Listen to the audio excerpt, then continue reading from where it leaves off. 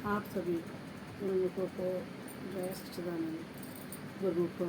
आज की एक बड़ी प्यारी सी कहानी है। एक शिष्य अपने गुरु के साथ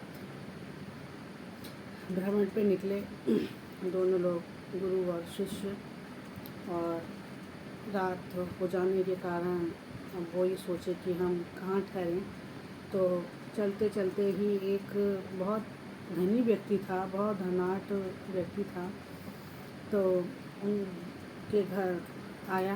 तो उन्होंने सोचा क्यों ना हम आज रात्रि यहीं विश्राम करें। तो वो उन्होंने सेठ का गेट बजाया।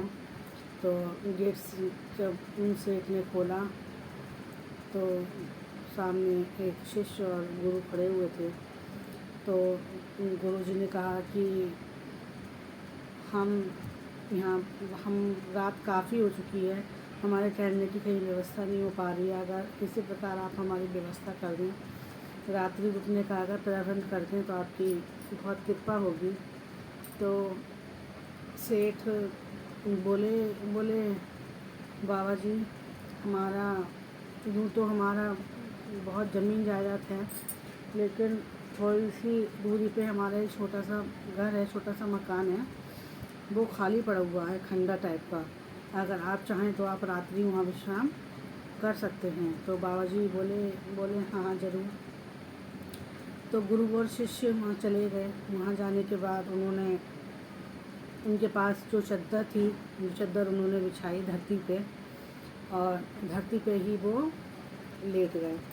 अब धरती पे जब लेट रहे हैं तो गुरुजी क्या देख रहे हैं, सामने जो दीवार है वो दीवार चटकी हुई थी। जब वो दीवार चटकी हुई थी तो गुरुजी ने अपने शिष्य को आज्ञा दी। बोले भगत, ये जो दीवार जो चटकी हुई है इस पर तुम सीमेंट लगा दो। तो वो, अब गुरु की आज्ञा थी, शिष्य को तो माननी ही थी। तो उनके जो शिष्य थे उन्होंने वो दरार भर दी।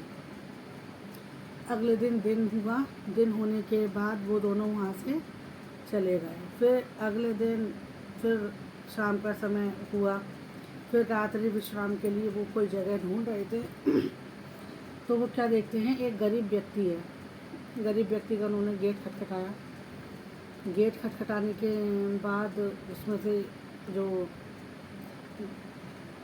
एक आदमी था वो निकला। उन्होंने गेट खोला।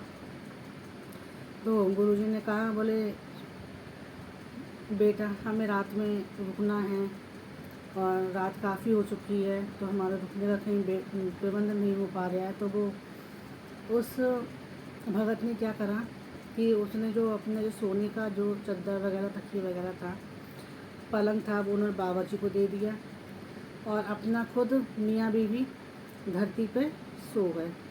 अब रात जब सुबह उठते हैं तो वो क्या देखते हैं कि उनके पास एक बैल थी। तो वो बैल ख़त्म हो गया रात में ही। अब जब वो बैल ख़त्म हो गया तो वो, अब उनका जो चेला था, गुरुजी का जो शिष्य था, उसने गुरुजी से पूछा कि ये क्या लीला है, मेरे को समझ में नहीं आ रही। जो धनी व्यक्ति था, आपने उसकी जब दीवार की जब वो दरार खा रही थी तो आपने उसमें तो सीमेंट लगवा दिया। अब इस गरीब व्यक्ति के पास तो कुछ भी नहीं है, इसने रात में भी आपको सोने के लिए चारपाई दी, अपना बिस्तर दे दिया, बेचारा खुद ज़मीन पर सोया। तो इसका तो बैल ख़त्म हो गया, आपने इसकी मदद क्यों नहीं की।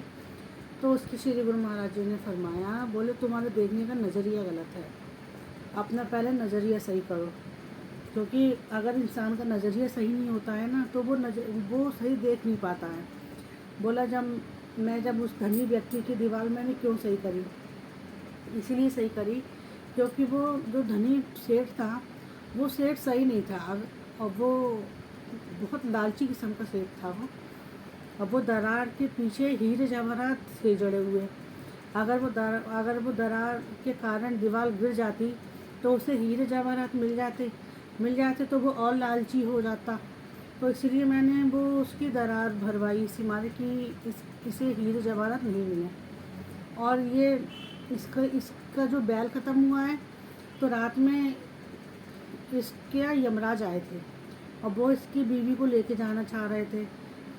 तो मैंने उस यमराज से कहा कि अगर तुम्हें लेके जाना है तो तुम इसकी बीवी को छोड़ दो, इसकी बैल को ले जाओ।